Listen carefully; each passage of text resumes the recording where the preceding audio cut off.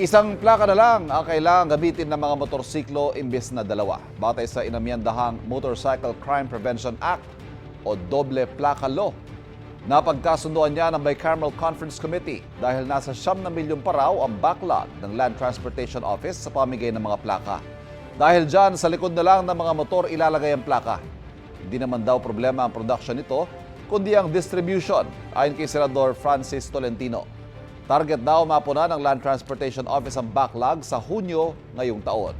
Kasama rin sa inamyandahan ang pag-aalis ng requirement na magkaroon ng RFID sticker sa mga motor.